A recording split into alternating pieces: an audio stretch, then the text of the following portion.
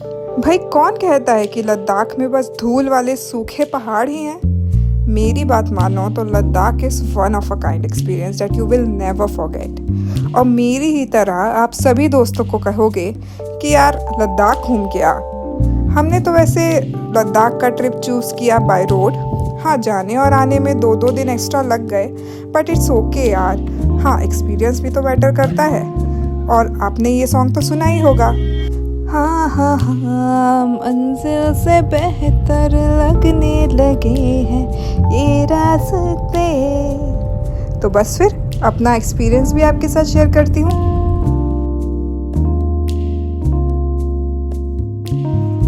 तो जी हम निकल पड़ते हैं सुबह 5 बजे दिल्ली से अपने सफ़र की शुरुआत करके, और मस्त रुकते रुकाते खाते पीते और मस्त वादियों का मज़ा लेते हुए हम पहुँचे श्रीनगर करीब 8:30 बजे।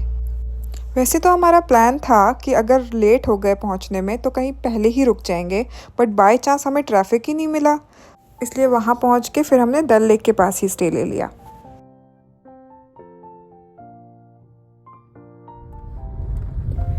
अगले दिन फिर उतनी ही एक्साइटमेंट से हम निकल पड़े अपने नेक्स्ट स्टॉप कारगिल के लिए। और ये रास्ता तो जन्नत थी भाई, पूरे रास्ते बस फॉग और स्नो। मेरा तो मन कर रहा था कि पूरे रास्ते रिकॉर्ड ही करती रहूं। इतनी बड़ी बड़ी स्नो की दीवारें और ऐसा नज़ारा तो शायद कभी नहीं देखा था मैंने। और ये है जोजिला पास, यहाँ एक फ़ोटो खिंचानी तो बनती है। बस ये खूबसूरत रास्ता ख़त्म होते ही कारगिल की रोड स्टार्ट होती है और हमारा अगला स्टॉप है कारगिल वॉर मेमोरियल। इतनी ऊंची ऊंची पहाड़ियों के बीच अपने इंडियन फ्लैग को लहराते देख के अलग सी ही फीलिंग आती है, बाय गॉड।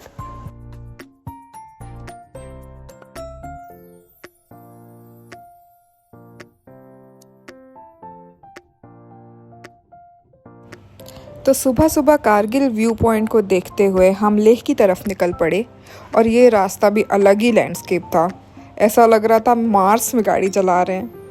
हर पहाड़ में कुछ अलग ही कलर्स दिख रहे थे, और रोड्स तो भाई इतनी औसम थी, एकदम प्लेन, ड्राइव करने में भी मज़ा आ रहा था।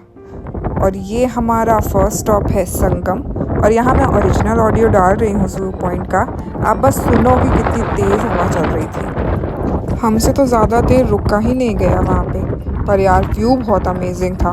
दोनों रिवर के कलर्स इतने अलग अलग दिख रहे थे ना ऊपर से। वैसे तो नीचे भी जा सकते हैं, बट हमने तो ऊपर से ही व्यू पॉइंट को एंजॉय किया।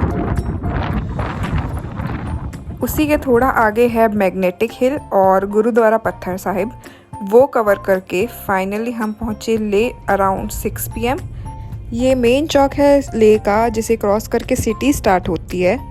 बस फिर कुछ देर रेस्ट करने के बाद हमने नाइट मार्केट एक्सप्लोर किया। नेक्स्ट डे हमने ले सिटी में ही स्पेंड किया, क्योंकि इतना ड्राइव करके थोड़ी थकान तो हो ही जाती है। सुबह हमने एक्सप्लोर किया लेह फोर्ट। ये लेह का one of the main attractions है, जहां आप लेह की हिस्ट्री विटनेस कर सकते हैं। यहाँ से पूरे लेह का इतना अमेजिंग व्यू दिखता है ना। ये देखो कितनी प्यारी सिटी है।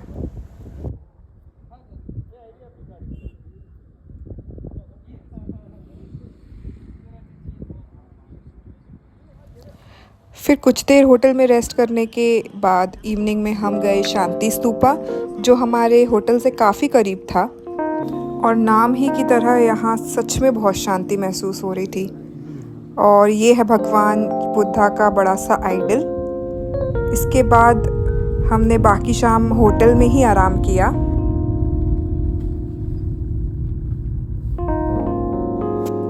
बस फिर अगले दिन सुबह 9 बजे होटल से चेकआउट करके हम निकले नुब्रा वैली के लिए। लेह से नुब्रा की रोड्स थोड़ी ख़राब थी ड्यू टू लैंडस्लाइड, और इस वजह से थोड़ा बहुत ट्रैफिक भी मिला हमें बीच बीच में। इसलिए नुब्रा के टर्न से पहले एक बड़ा पेट्रोल पंप आता है, सो मेक श्योर आप अपनी गाड़ी का टैंक फुल करा के चलें, क्योंकि उस रास्ते में कोई भरोसा नहीं है कि कितना जाम मिलेगा और आपको कितना रुकना पड़ सकता है। इसलिए मेक श्योर कि आपकी गाड़ी एकदम अप टू डेट होनी चाहिए।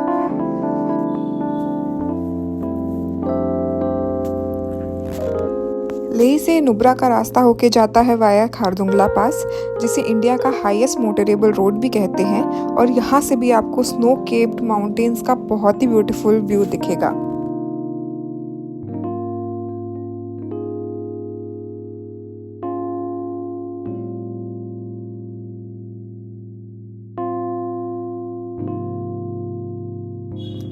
लेकिन आप यहाँ 10-15 मिनट के ऊपर मत रुकना क्योंकि आपको थोड़ा डिजीनेस फील हो सकता है due to higher altitude. Khardungla cross करके स्नो माउंटेन्स ख़त्म हो जाते हैं और ये क्लिप मैंने डाला है जस्ट फॉर एन आइडिया कि बीच में ऐसी रोड्स भी हैं जहाँ थोड़ी स्पीड कम हो जाती है, पर कोई नहीं, जल्दी किसे है। आराम आराम से चलते हुए मस्त व्यू को एंजॉय करो। और बस फिर कुछ देर में आपको दिखने लग जाएगा मैत्रेय स्टैचू, जो काफ़ी पहले से ही दिखने लग जाता है, जो कि हमारा नुब्रा का फर्स्ट स्टॉप है। इसके लिए एक लेफ़्ट टर्न आता है, वहाँ से एक पहाड़ी पे चढ़ के आपको मैत्रेय बुद्धा स्टैचू दिखेगा और काफ़ी अच्छी हाइट पे लोकेटेड है ये, इसलिए ये देखो पीछे का व्यू भी कितना प्यारा आ रहा है। उसके बाद जाना तो हमें हुंडर सैंड ड्यून्स था, पर गूगल ने जो रास्ता बताया वो तो हमें भटका ही दिया था उसने। पर लकीली हमें बाइकर्स का एक ग्रुप मिल गया जिन्हें हम फॉलो करते हुए एग्जैक्ट लोकेशन पहुँचे जहाँ पे सारी एक्टिविटीज़ वगैरह होती हैं। और ये क्यूट सा वाटर स्ट्रीम देखो हमारे साथ साथ चल रहा है।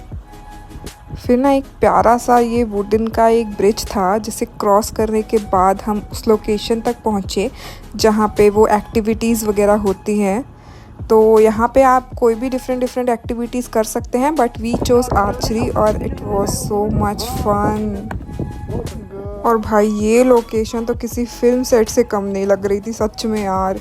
एक तो लद्दाख एक ऐसी जगह है ना जहाँ पे कुछ किलोमीटर्स बाद आपको एक अलग ही लैंडस्केप देखने को मिलता है। मतलब मेरी एक्साइटमेंट तो अलग ही लेवल की थी।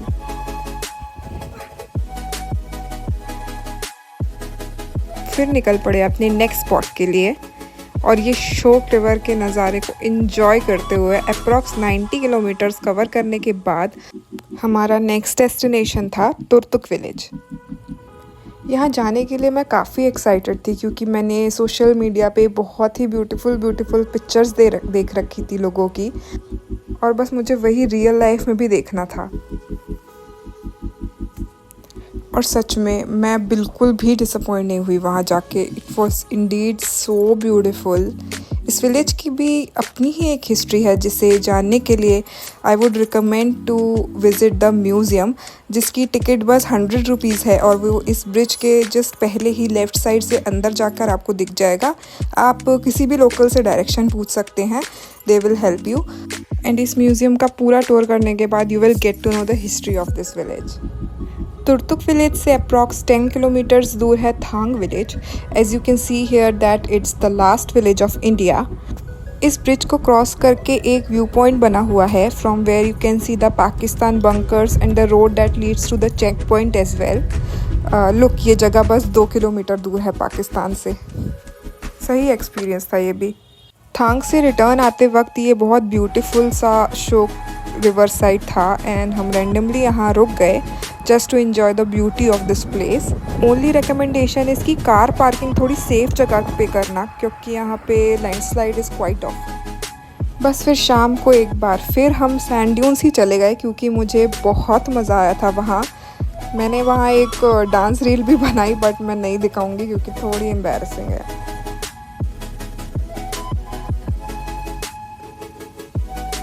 नेक्स्ट डे था हमारा last day in exploring Ladakh which was the blue lake, Pangong lake. But यार जो यूजुअल रास्ता था ना पैंगोंग लेक वाला, वो लैंडस्लाइड की वजह से बंद था एंड हमें काफ़ी ऑल्टरनेटिव रूट लेने पड़े। और ये तो कोई रोड भी नहीं थी जो गूगल मैप में दिखती, इसलिए जहाँ सारी गाड़ियाँ जा रही हैं बस उसी को फॉलो करते जाओ। और बस इसी तरह 5-6 घंटे बाद ये ब्लू पानी दिखना शुरू हो जाता है। यार इतना ब्लू पानी रियल में कैसे हो सकता है? लग रहा था किसी ने ब्लू कलर से पेंट कर दिया हो। मतलब सच में मुझे अपनी आंखों पे विश्वास ही नहीं हो रहा था। और हाँ, ये वही जगह है जहाँ 3 इडियट्स की शूटिंग भी हुई थी। यहाँ ना आपको होटल्स नहीं मिलेंगे, बस कॉटेजेस ही मिलेंगे विच वॉज मोर और लेस सिमिलर ओनली। तो आप सामने से भी आके बुक कर सकते हो, काफ़ी ऑप्शंस अवेलेबल हैं। पैंगोंग में नाइट स्टे के बाद हमारी वापसी की जर्नी शुरू होती है।